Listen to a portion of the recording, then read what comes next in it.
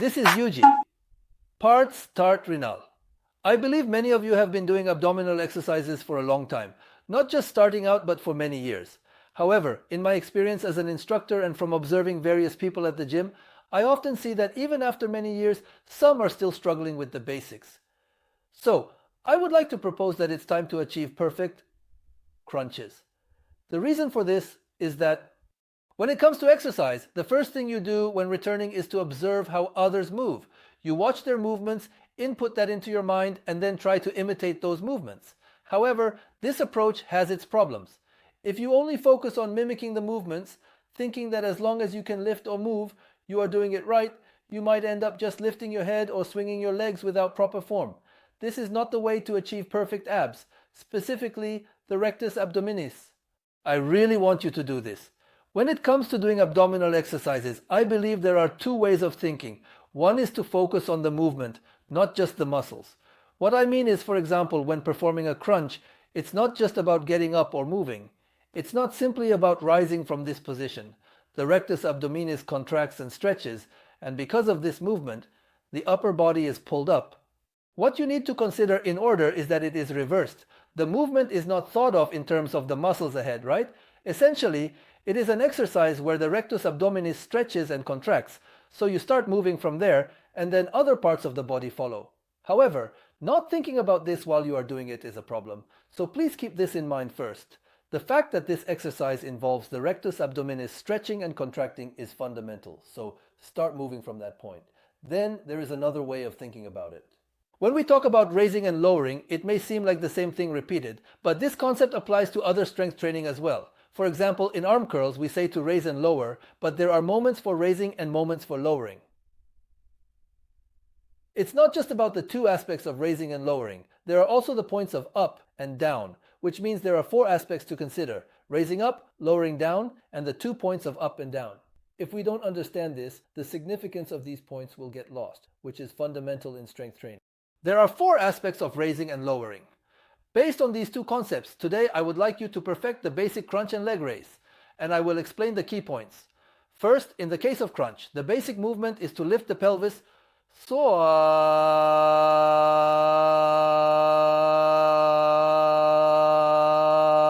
Once this is lifted, the upper body should round while the rectus abdominis contracts.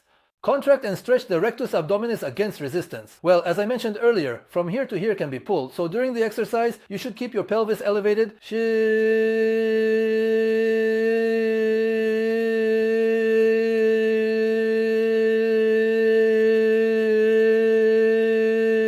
Doing crunches. But first, regarding the upward movement, as I just said, there is a contraction here, and this part follows along. If the movement goes ahead and your forehead rises, your brain will be shaken, so it will feel like it has lifted. You might do it like this, but don't have any image of lifting here.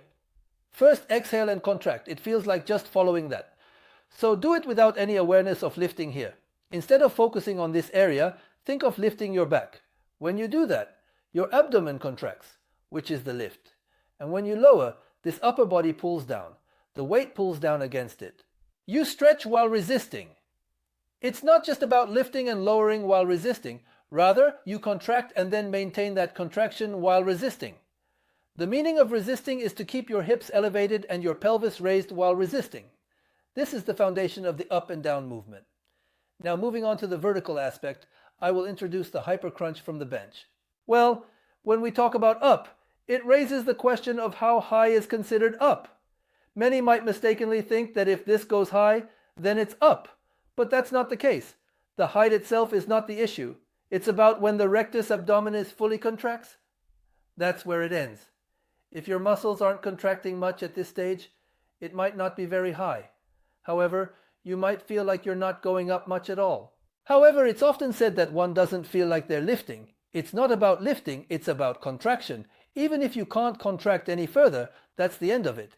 If you're at your limit for contraction, trying to force it by lifting with your neck is unnecessary.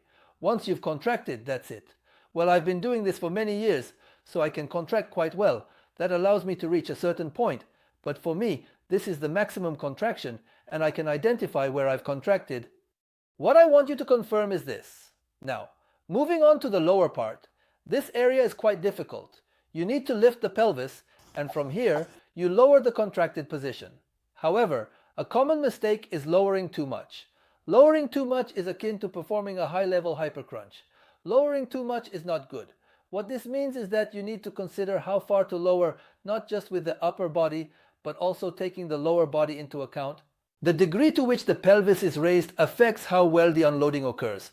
For example, I can raise my pelvis quite a bit like this. Since I can raise it significantly when I put my hand in, honestly, the sacrum is completely lifted.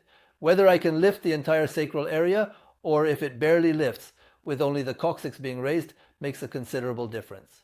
For individuals whose tailbone is just starting to lift a little, typically those at a beginner to intermediate level, the lowering position should ideally be at most level with the line of the bench. If they are not able to lift sufficiently, they will inevitably end up arching their back when lowering too far. Since they are not able to lift properly, they will arch their back and not reach the point of full extension. I want them to maintain a strong contraction in their abdomen, ensuring that the rectus abdominis is fully engaged. If you can only raise it by 1 centimeter, then you should only lower it to horizontal. If you lower it too much, it will come out. Now, for those who can raise their pelvis all the way to the ceiling, is it okay to lower it below horizontal? Even if you lower it to horizontal, the words are quite floating, so you can't create a curve when you lower it. This means that if you can maintain this lower back pain while pressing on the bench, then in that case, it's okay to stretch it down below horizontal. Well, that part, you see, when you lower it, if it ends up like this, it becomes meaningless. You need to maintain a state where this area is still engaged even when lowered. Therefore, I want you to determine the lowering position based on how much your pelvis is lifted. You also need to objectively understand how much your pelvic bone is elevated. This will help you decide how far your upper body can lower. So, in the case of crunch, there are also movements of raising and lowering, and you must confirm these points above and below. I want you to perform a crunch without any waist. Now, regarding the up and down movement of the leg raise, I believe the leg raise resembles a rounded shape. It goes like this, and the up and down movement is similar to the crunch. When you lift, you should focus on the contraction of the rectus abdominis, and once the contraction is complete, that's the end. You shouldn't try to lift beyond the contraction. Instead, you should push to raise the pelvis. At this point, this is the highest position, and you should extend your knees. This is how you can lift the pelvis. Keep it steady. It's tough for me too, but when it goes up. If it doesn't come up, trying to force it by bending the knees like this will cause the hip joint to bend, and it won't involve any contraction of the abdomen. It's not about repairing the abdomen. If you can't contract the abdomen, even if you want to lift it, if the abdominal contraction can't go any further and it won't lift, then that's where it ends. There's no need to push beyond that. You shouldn't try to lift it any further. It's okay if you can't lift as long as you put in the effort. That's what it means to strive for your personal best. If a soba noodle can be lifted, then those who can lift it have already reached that level. Naturally, you should lower yourself without bending your knees, and it will feel like you're resisting against this. However, you should try to resist as much as possible without letting your back pain flare up. Since there is some thickness in the glutes, you might float a bit, but you should push down as much as you can. Now let's talk about going down. This part is something I think many people don't consciously focus on. When you lower your back, while rounding it, you should aim for a straight line, checking if you are about 1 centimeter above the floor bench. This is where you need to make a decisive move. Some people struggle to hold this position, causing their knees to bend. This indicates they are taking it easy. What makes it easy at this moment is that while the rectus abdominis and the abdominal obliques are heavily engaged, to be honest, the iliopsoas muscle that runs through the pelvis is also quite active. Is the hip joint opening too much in this position? It feels like you're stopping. For those who are weak, when in that lower position, by curling up a bit, it can become a bit easier. Just like how the prison term doesn't allow for any shortcuts, you need to maintain a straight line here.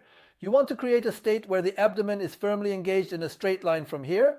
From this position, lift the pelvis while firmly engaging the abdomen, keeping everything in a straight line. This is the position I want you to reach. And of course, you should pause for a moment in the lower position. You also pause for a moment in the upper position, but you don't bounce back. You pause at the top, pause at the bottom, pause at the top, and pause at the bottom again. The effort you put in should have a clear endpoint. You shouldn't force it. The lower position should be a straight line, pushing down with all your strength in a straight line. That's the general idea for returning to the exercise. First, it's important to consider muscle-centered movements. Then, there are 4 aspects to focus on. the up and down movements, which consist of 4 points. While firmly grasping these two concepts, there's one more thing to keep in mind: objectively assessing your own movements. If you try to perform the same movement as someone whose legs are raised even though yours are not, you might end up lowering too much. If you attempt to bring your legs to the same position as someone whose pelvis is elevated, your knees will bend. Therefore, the form differs between those with strong rectus abdominis and those whose muscles are still weak. It means that if you cannot do something, you need to objectively recognize that you cannot achieve it on the same level as others. You must stop at a point that suits you. Otherwise, you won't even realize how far you've fallen until you completely break down, and you won't see any results or be able to recover. Therefore, it's important to objectively assess your own abilities and stop your movements at that point. If you go too far down, the load will escape. So it's crucial to maintain that objective perspective on yourself. Take your time and move slowly without rushing.